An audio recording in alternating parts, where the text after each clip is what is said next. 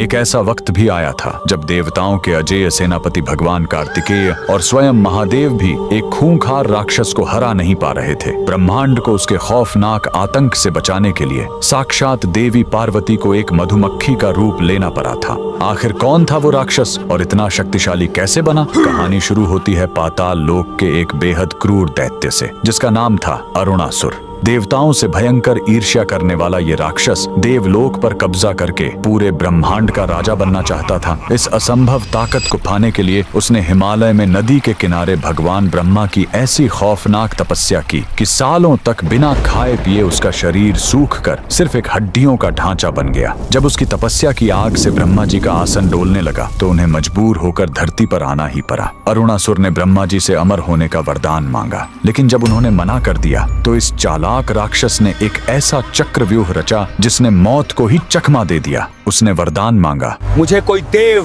दानव या इंसान न मार सके, कोई 2 पैर वाला या 4 पैर वाला जीव मुझे न मार सके, और ब्रह्मांड का कोई भी अस्त्र शस्त्र मेरा शरीर न काट सके। यह असंभव वरदान पाते ही अरुणासुर को लगा कि वो सच में अमर हो गया है। उसने अपनी विशाल राक्षसी सेना लेकर स्वर्ग पर हमला कर दिया और देवताओं को बुरी तरह पीटकर वहां से भगा दिया। लेकिन उसका घमंड यहीं नहीं रुका। स्वर्ग को रौंदने के बाद उसने साक्षात महादेव के निवास कैलाश पर्वत पर हमला कर दिया। कैलाश पर भगवान शिव और कार्तिकेय ने उससे भयंकर युद्ध किया, लेकिन ब्रह्मा जी के वरदान के कारण शिव जी के बड़े बड़े अस्त्र भी उस पर बेअसर हो रहे थे। जब उस राक्षस का आतंक अपनी चरम सीमा पार कर गया, तब उसके वरदान का लॉजिक तोड़ने के लिए साक्षात माता पार्वती ने ब्रह्मांड का सबसे भयंकर अवतार लिया। उन्होंने एक विशाल मधुमक्खी का रूप धारण किया, जिसे पुराणों में माता ब्राह्मणी कहा गया है। माता ने कोई शस्त्र नहीं उठाया, बल्कि अपने शरीर से करोड़ों जहरीली मधुमक्खियों,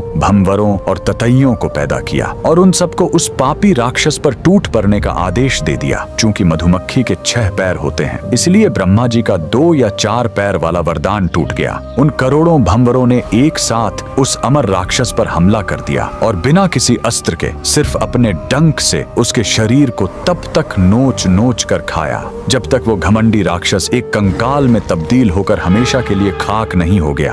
अगर आप भी माता आदिशक्ति के अद्भुत ब्राह्मणी रूप की शक्ति को मानते हैं तो कमेंट में पूरी ताकत से लिखें, जय माता दी।